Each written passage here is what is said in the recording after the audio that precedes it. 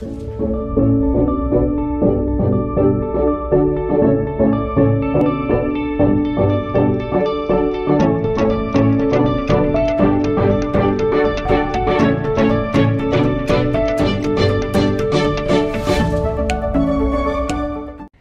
assalamualaikum pemirsa. Kembali Anda menyaksikan Dialog Jember bersama saya Vera Zenvia.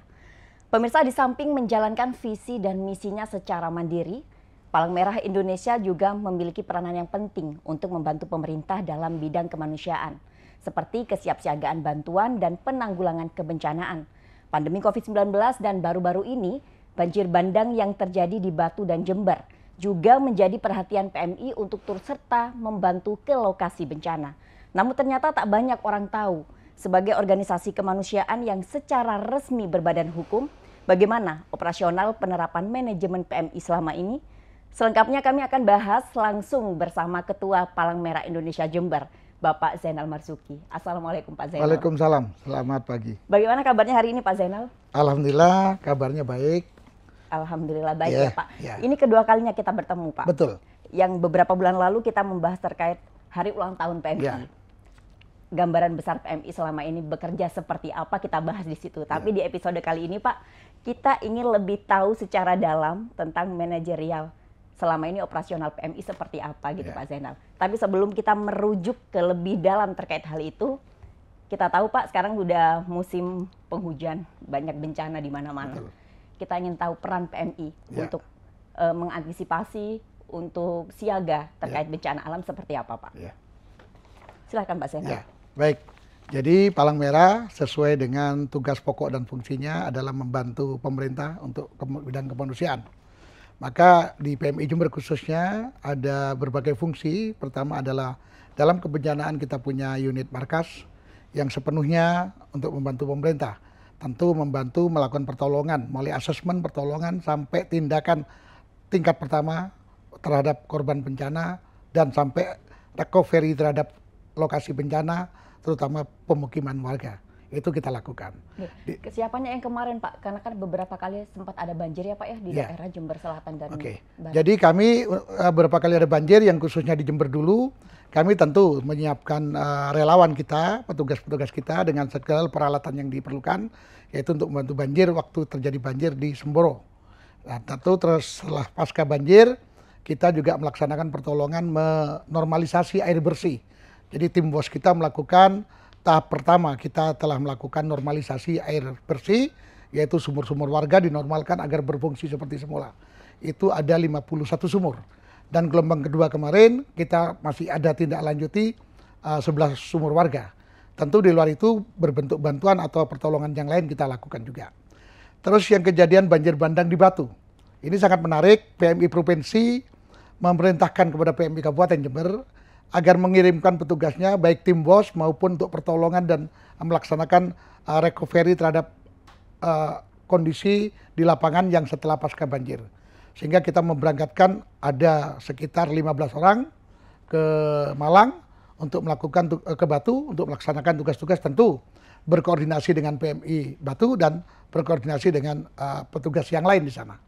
Dan alhamdulillah tim PMI Jember bisa melaksanakan sesuai tugas fungsinya dan berjalan 1 minggu di sana. Dan barusan sudah disinggung nih terkait banjir Semboro dan kemudian bantuan untuk Batu Malang ya Pak ya.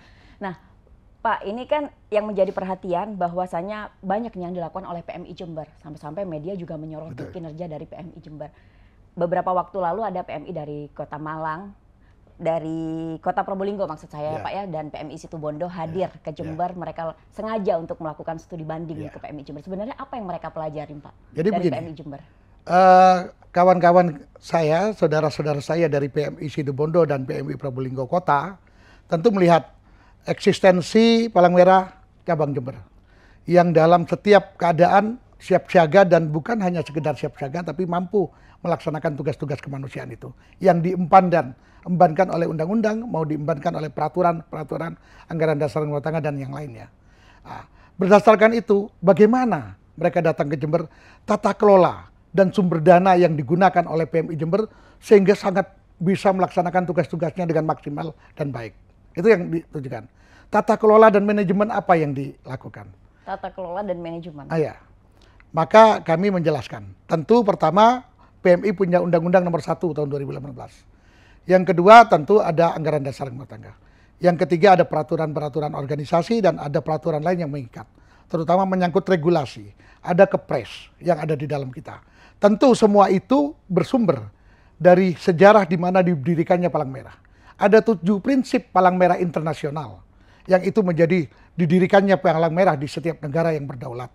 Yang kedua tentu ada sejarah masing-masing fungsi pelaksana teknis kita. Mulai markas, unit donor darah, kalau di Jember ada klinik tambahan. Ya, itu ada sejarahnya.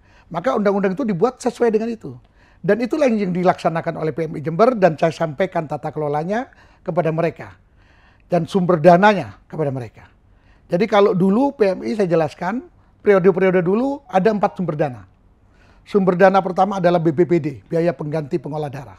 Yang kedua adalah bulan bakti yang pakai kupon itu yang dibagikan pada sekolah, PDAM, PLN dan sebagainya. Ya, termasuk di stasiun, bandara, terminal ada. Sekarang di Jember sudah hapus itu. Yang ketiga ada dana hibah dari pemerintah yang tidak mengikat juga. Ya, tidak semua cabang dapat dana hibah. Yang keempat yaitu donatur yang tidak mengikat.